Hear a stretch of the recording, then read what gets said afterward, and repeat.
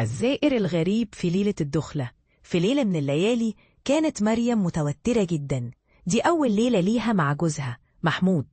هما جوازهم كان تقليدي وكل الناس كانت متحمسة عشان يشوفوا العروسة والعرس.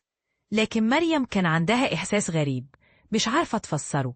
دخلت أوضة النوم، كانت الأضواء خافتة والجو هادي وكان فيه ريحة عطر غريب في المكان. محمود دخل وراه، كان بيضحك ويحاول يطمنها، بس مريم كانت مش قادرة تريح، زي ما في حاجة غريبة في الجو. قعدوا شوية يتكلموا وكانت مريم متوترة أكتر لحد ما حست فجأة بحاجة مش طبيعية. كان في صوت خفيف جاي من ناحية الباب زي خطة خفيفة. مفيش حد كان في البيت غيرهم. محمود، في حد بره؟ قالت مريم وهي مرعوبة، عينيها بتدور على الباب. محمود بص حواليه وقال: مفيش حد يا حبيبتي، ايه اللي جاب الكلام ده؟ لكن الصوت استمر وكان أقرب، زي ما في حد بيمشي حوالين الأوضة. مريم حاولت تتمالك نفسها لكن قلبها كان بيخفق بشدة. محمود قام مش فاهم ايه اللي بيحصل وراح يفتح الباب. فجأة الباب قفل لوحده وقام يتحرك في اتجاه الجدران. محمود اللي كان في البداية مش مصدق حس ببرودة شديدة في الجو. الريحة الغريبة في المكان زادت وبقت أكتر ثقيلة، كأنها ريحة شيء قديم. وفجأة حسوا بحركة غريبة على السرير. مريم كانت شايفة حاجة غريبة في الزاوية، حاجة شبه ظل مش واضحة، لكن كان في حاجة بتتحرك. كانت حاجة واقفة قدام السرير وشبه كائن مش بشري. محمود، في حاجة هنا، قالت مريم وابتدت تبكي. محمود بدأ يحس إن في حاجة غلط بس مش قادر يصدق. حاول محمود يقرب لكن الحاجة دي فجأة اختفت والجو رجع هادي تاني. كان في صمت غريب بينهما لدرجة إنهم ما حسوش بمرور الوقت. لكن بعد شوية فجأة الأضواء كلها اتفت والجو بقى مظلم. الصوت الغريب ده ظهر تاني وكان جاي من ناحية النفة، زي همسات كده بتحاول تتسلل من مكان تاني. ايه ده؟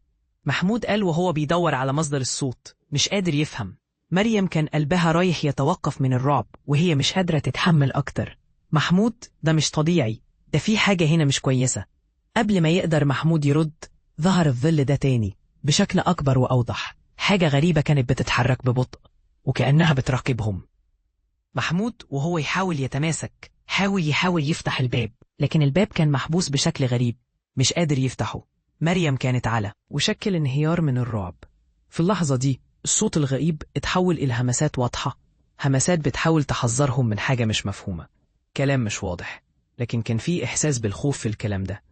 محمود بدأ يتنفس بصعوبة وحاول يخرجهم من الغرفة بأي شكل، لكن الظل ده كان بيقرب أكتر وأكتر لحد ما حسوا بإيد ثقيلة على أكتافهم. وفجأة بدأ الصوت يقل والظل اختفى، لكن الباب فضل محبوس. في اللحظة دي انفجر الباب فجأة وفتح لوحده، لكن كل شيء كان هادي والجو رجع طبيعي تاني وكأن مفيش حاجة حصلت. لكن محمود كان عارف إن اللي حصل مش كان حلم.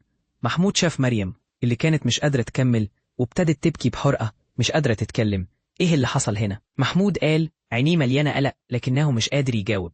مفيش تفسير للي حصل، محدش شاف الظل ده تاني، لكن اللي عايشين في البيت ده بعد كده عارفين إن في حاجة مش موجودة في الدنيا دي، حاجة مش بشرية، حاجة مخفية. وبقى السؤال المعلق في الأجواء، هل الزائر ده جاي علشان يحقق شيء ولا كان مجرد بداية لحاجة أكبر وأخطر؟ وفي آخر المطاف كان الخوف هينقضي عليهم في كل لحظة من حياتهم.